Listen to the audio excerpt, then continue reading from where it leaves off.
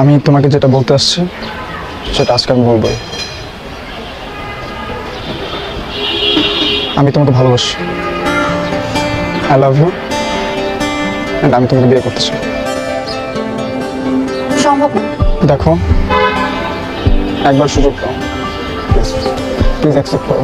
দেখো, একটা সুযোগ দাও। তুমি পৃথিবীর সব ছেলে এক না, কিছু ভালো ছেলে এখনো আছে।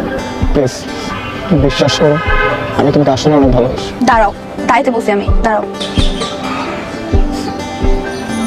তুমি জানো না আমি ডিভোর্সি? তো আর কে তোমাকে ডিভোর্স বলে? আর ডিভোর্স হওয়া কি পাপ? এমন অনেক মেয়ে আছে যারা ডিভোর্স। তো কি হয়েছে? লোকে কি কি বলবে তুমি জানো?